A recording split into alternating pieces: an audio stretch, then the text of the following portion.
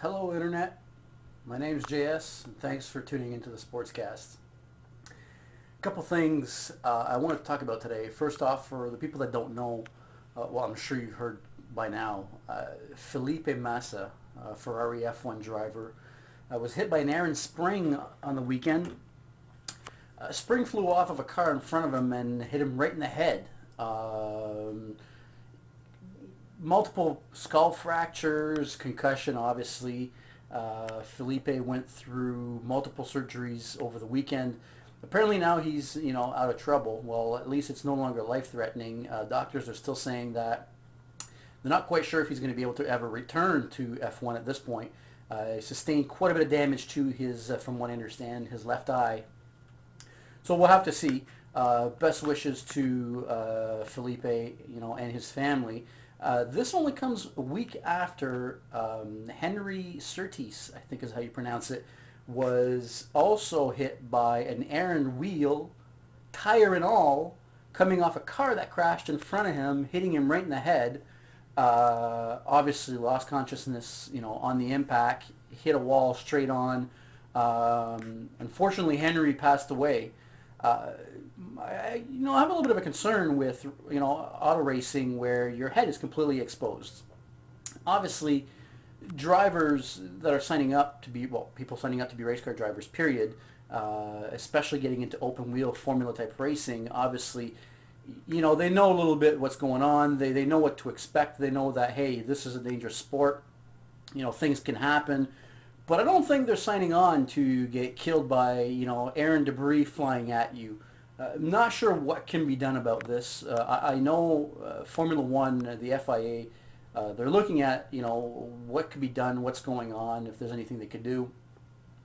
Who knows? All I have to say is it's a little whack that people are getting killed by stuff coming at them.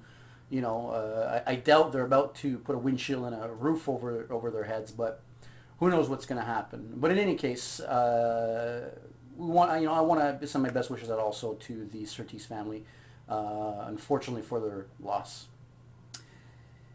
The other thing I wanted to talk about today was NASCAR. A lot of people are saying how the NASCAR races are now getting long, the races are getting boring, there's too much downtime where nothing's happening. Well, unfortunately, I think part of the problem has been the new car, the new chassis. Now, a lot of people are going to say, "Oh, here we go again on the COT, blah blah blah." Well, it has caused a little bit of dull racing. Nobody. I don't think anybody can argue with that. I want to look at something that's happened a couple years ago, which I think could have helped the problem, but was implemented completely wrong. NASCAR a couple years ago faced a situation where Casey Kane back in 2006 won 6 races, yet just barely made the chase. So what they did is they decided, hey, you know what? Maybe we should give more points to the race winners. That way people are going to be, there's going to be more racy. People are going to have a better chance of making the race, so on and so forth. So what they did at that point is the race, the chase, when this all happened, was the top 10 guys, and then all their points would be reset when the chase started for the final 10 races of the season, and the points would be straddled 5 points down. So the top guy would have, or actually let's say that the 10th place guy would have 0 points, the next guy would have 5, and the next would have 10, and so on and so forth up to first place. They changed it, and they completely reset everybody to 5,000 points, and now the way that they straddle is it goes by how many races you've won.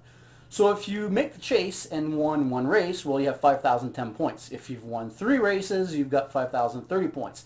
Now what unfortunately that's done is it's no longer given any advantage to the guy that finishes first in the regular season.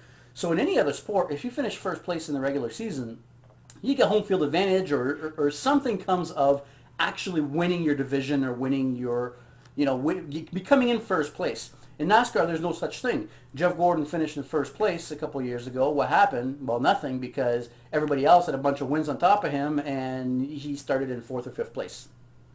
So instead of giving that 10 bonus points once the race starts, why wouldn't they give those points when they win a race?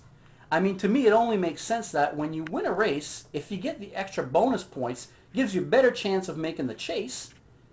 And it'll also make it a little bit racier because people are going to want to win those races now. Make it 20 points. Give 20 points for the guys that are winning the race. Give them the points right on the spot. That way they'll get a better chance to make the chase.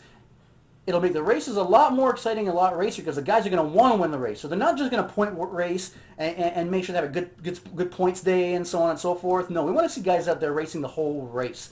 That's going to ensure that. Not sure why they even instituted the system where, you know, you would get bonus points when the chase starts. That makes absolutely no sense to me. That completely doesn't solve the problem where Casey Kane almost missed the chase. If he had missed the chase, whether it's in this new system or not, he still would have missed the chase. So I'm not sure what the whole point of this was. To me, it doesn't make any sense at all. Give them more points. Give those points right on the spot. Make sure the guys that win races make the chase. Only makes sense to me. Now, what that's going to do is that when the chase starts, well, the guy that's got the most points during the season, that's won the most races, is going to be on top anyway. So get those guys back the way it was before. Straddle them 5 points for every position down. Problem solved. I mean, okay, we might still have some long periods, but at least it'll give us something to look forward to. It'll give the guys a little bit more incentive to be a little bit racier out there. In any case, thanks guys for watching. You can follow me on Twitter at the SportsCast. If anybody's been watching any of the past videos, you'll notice that I've actually changed the video player. I was embedding the Facebook player into the MySpace page. That was great, but I was finding that I was having to upload the video to multiple places to make sure that it was everywhere. Now what I've done is I've actually created a YouTube channel. The YouTube channel is the SportsCast 1, if you want to check it out. Not a whole lot on the channel other than the videos, but the YouTube video player is now embedded here. So if you want to see any of the older videos, all you need to do is scroll on top of the video, and all the previous videos will show up at the bottom here. So you can just select the one that you want, click it, boom, and it'll start playing. So again, thanks everybody for watching, and hopefully I'll speak to all of you in the next couple days.